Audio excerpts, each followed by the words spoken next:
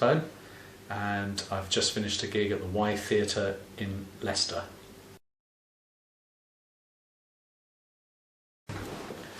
Okay, I got into jazz backwards. I wanted to be a rock and roll drummer through listening to John Bonham play with Led Zeppelin. Okay. And John Bonham's drumming had a real fantastic vibe to it. And when I heard these guys being interviewed, they often cited some older influences. They were into early blues material, and also John Bonham especially said that he was into Elvin Jones, played with John Coltrane, of course. So I suppose that kind of just awoke a bit of an interest. I started checking things out that had saxophone in them. And at the time when I was at school, it was in the 1970s, there were things like the Crusaders, the Brecker Brothers, Billy Cobham doing his early records. And then through that I got into Miles and yeah, well, I suppose I got into the real deal then. You know, I got into Miles, I got into Wayne and Sonny Rollins, Dexter Gordon, and it was, you know, that was the real thing as far as I was concerned.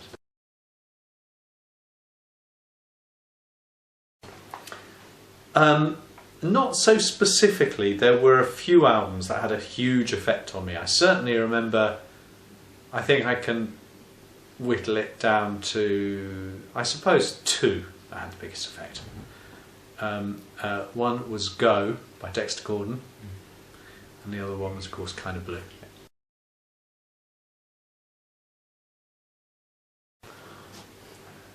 Well, when I started out, I suppose I was a bit naive because I was self-taught on the saxophone. I had learnt the drums and I'd learnt piano at school.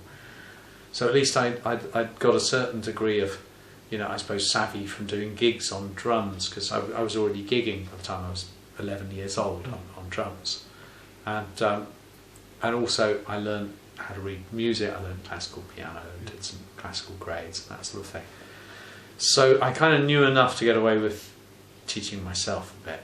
And so I devised my own routine based on what I'd read in interviews. And one of the things that made such a big impression on me was Charlie Parker saying that he used to practice however many hundreds of hours a day. And that he played the blues, I Got Rhythm and Cherokee in all 12 keys. So I was determined to learn those three tunes in all 12 keys. I spent a lot of time practicing that. I was pretty diligent. I heard that it was necessary to have two things I picked on. Was it was necessary to have good sound. So I played loads of long notes. I really concentrated on trying to develop my sound. And I also developed, tried to develop my technique as much as I could with scales and patterns and arpeggios. But through that, I suppose from listening to music, I realised that harmony was very important. So I concentrated a lot on trying to get my functional harmony together, which I think has stood me in quite good stead.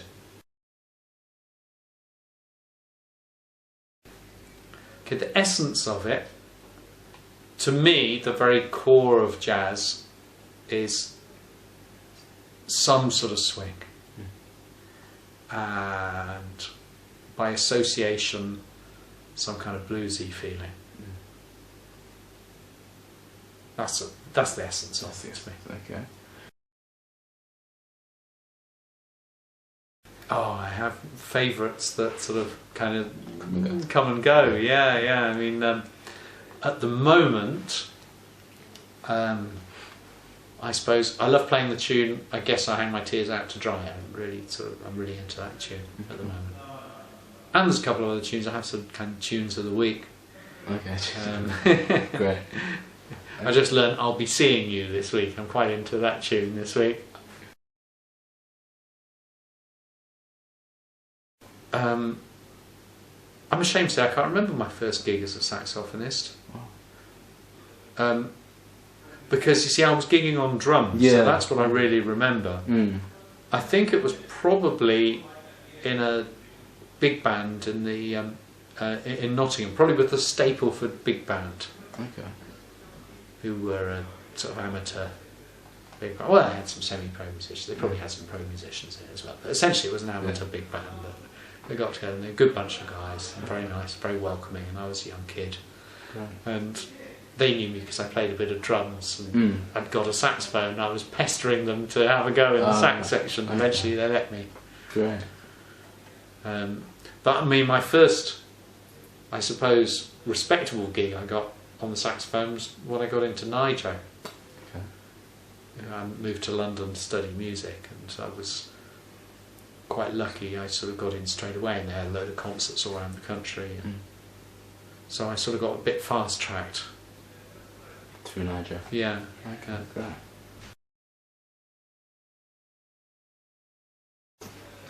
Well, next I'm playing at the Bonington Theatre in Nottingham. This is part of a 3-date little sort of kind of Midlands tour, and then Lincoln the night after that.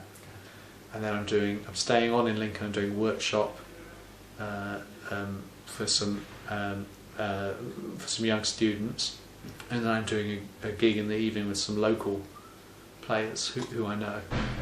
So I've sort of got a double gig in Lincoln, which I'm looking forward to. I've had a lot of association with educational projects there. Okay.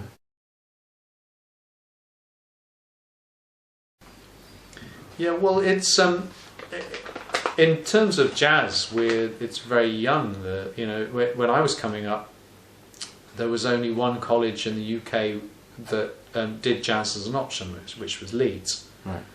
But I'm from Derby, and my idea of sort of moving up the pecking order of what you could do as a musician was very sort of London-centric in that era, and so I decided, well, as great as the Leeds course seems to be, I wanted to go to London.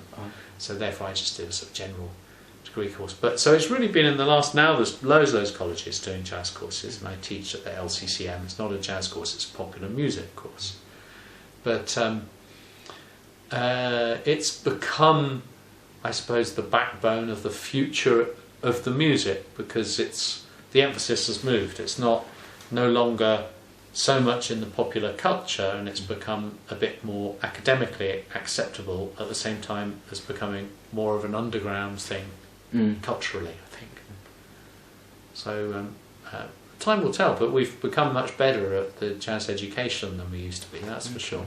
I mean, the 10 years I've been at it, I know I've improved a lot at it, but I can see loads of other teachers have around me. I mean, lots of the guys were far ahead of me when I started off, but I think we're all progressing together, so that's quite interesting, and therefore our students have got a lot of, well, in some ways a lot of added benefits from the educational point of view.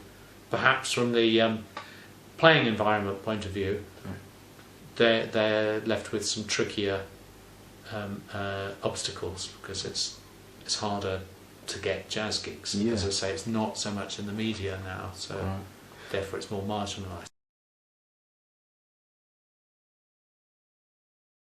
I find it very difficult to put myself in the shoes of someone starting out, because, but I suppose I have to draw, obviously, from my own experience, but I've found that as the years go on, I need to be more adaptable.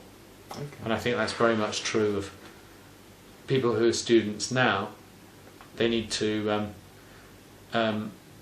the culture changes so quickly, all the mediums change so quickly. It's only been in the last 5 years that the whole CD industry has died, with the sort of explosion of the digital marketplace and free sharing and all this stuff. So, but as a result, you just have to be fast on your feet and able to change and adapt and learn new skills and diversify.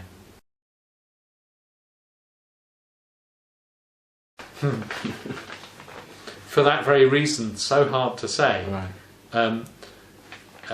One of the nice things being involved in education is I think it helps you keep your finger on the pulse a little bit more than if you were just carrying on entirely with your own peer group the entire time. Yeah. I mean, in the last 5 years I've developed a recording facility, and I've learned how to record stuff, and how to mix and master and all that kind of stuff. I got very, very into it. Although, of course, the recording marketplace is kind of shrinking, so I don't know. I think I'm hopefully going to learn some way of adapting my newfound skill to not only my advantage, but also, fellow UK-based jazz musicians. I do have a bit of a dream that I can help musicians to record for decent value, to get a really good recording product for decent value, and also get the different peer groups to mix and match a little bit more, because that's one strange side effect of what's happening at the moment, is that there is becoming a little bit more of a divide than there was when I was coming up, between the new generation and the older generation. And I'd love to see those barriers broken a bit that seem to be starting to form,